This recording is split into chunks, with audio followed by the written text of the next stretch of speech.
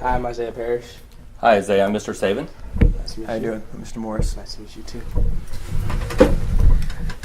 Well, Isaiah, why don't you tell us a little bit about the last 2 years here at Helix? Okay. Well, the last 2 years at Helix have been great for me. I really enjoy this school. There's a couple things I could have worked on throughout these 2 years, but I'm proud of what I've done, and my friends and family are proud of me too, and I believe my teachers are also. We could certainly look on your transcript, but what's your current GPA? Well, I believe my GPA is a 3.67, and still going up. Does your GPA reflect the kind of student that you want to be? Your true academic ability? It does not, mainly because I don't do my work on time, and I don't complete it to the full extent of my knowledge, and that's. So are there ways to improve that? I could improve it by studying more instead of just taking my tests, even though I think I shouldn't study because I know all my material. Okay, thank you. On your portfolio, there was a part where people were asked to describe you. What were some of the words used to describe you? Outgoing, disruptive, and talkative, but that goes along with outgoing. So. All right. You want to maybe elaborate on one of those? I could elaborate on disruptive. Okay. Well, I'm disruptive in class. When teachers are talking, I'll talk to somebody and get them off track. And the teacher's excuse for that is usually because some people aren't as smart as me, and that will get them off track and not me. And it's harder for them to teach class when I'm interrupting people. And that's pretty much it. Okay. So how's that affecting school? It's not affecting my schoolwork, but it's affecting other schoolwork. Right. Hey, extracurricular activities. What kind of them have you been involved in here at Helix? Well, I've done wrestling for 2 years. I've done football for 2 years, and this year is my first year pole vaulting. And I've been in a club called YBS, which stands for Young Black Scholars. Okay.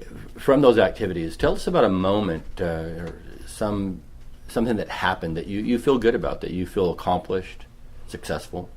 Well, last year I didn't win any tournaments in wrestling, so that's a disappointment. But this year I've went to one tournament this year, and I got second place in it. So that it makes me feel that I've improved and accomplished something. Community service is certainly a requirement for our students here at Helix. Tell us about your community service so far. Well, I'm not on top of my hours like I should be, but I have a couple. Some of my teachers help me get those hours. And well, what is a moment so far that stands out in that community service? Well, in 8th grade, my teacher, Miss Johnson, needed help. And it was around the time where 8th graders were graduating and having parties and stuff. And I skipped out on that to help out my teacher with what she needed to get done. And I thought that was a good, big step for me. And why was that significant? What did you take from it? I took that, pleasure is not more important than business. Mm-hmm. And I needed to get my business done for Helix, so it was good for me to do that. Good for you to do that. Okay. Thank you. Moving on to more of the academic side, what do you view your strengths as a student? What are your strengths? I have really good test-taking skills. I'm good at taking tests. Math and reading, I guess, yeah. Okay. Pretty decent reader. Good. Do you feel like, you're saying test-taking skills, do you feel like sometimes being a good test taker could actually hurt you as a student? Well, I believe it can, because then I'll not pay attention in class, and maybe one day I'll not have a good test day, and it'll be my fault for not paying attention when I should have been. And yeah, that's pretty much it. Okay. Looking at the last 2 years in the courses you have taken, do the choices you've made in your class schedule, do they represent what you want to be as a student?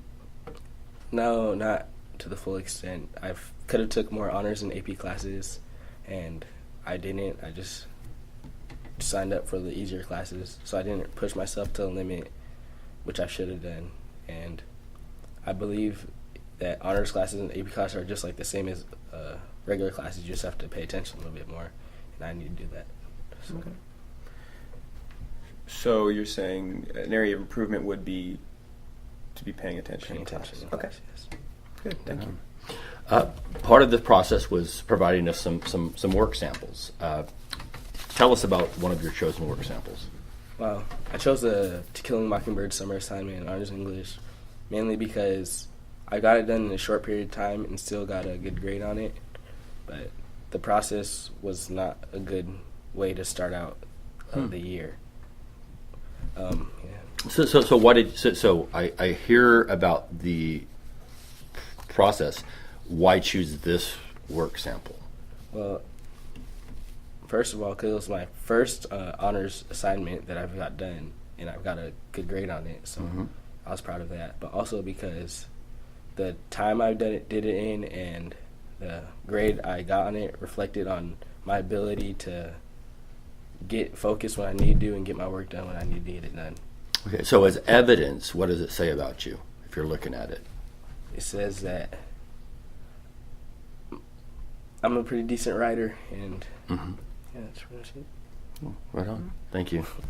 In your portfolio, you were asked to describe an event in your life that somehow shaped your character or who you are today. Could you share some of that with us right now?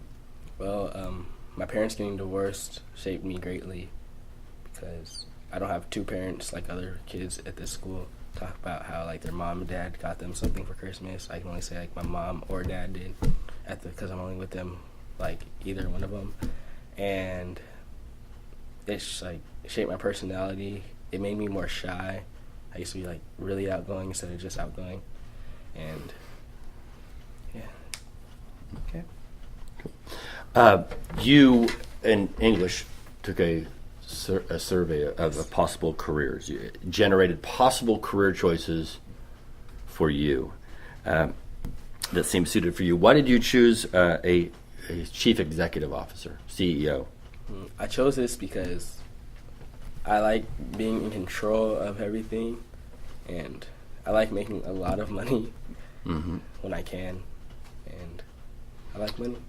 So you like being in charge, and you like to make a lot of money. How is school going so far, as the kind of student you are, and the performance?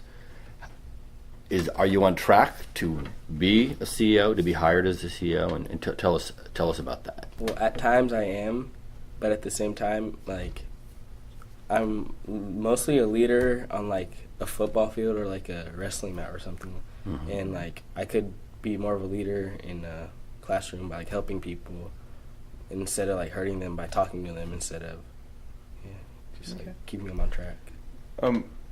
What goes into becoming a CEO? Like, how does that process go? Well, first of all, you have to be able to think about what you're going to do before you do it and not go, like, you have to have plans for what you're going to do. You have to keep people on track, and you have to stay on top of your game. Okay. Anything else on that? Good. Good. Okay. All right. Yeah.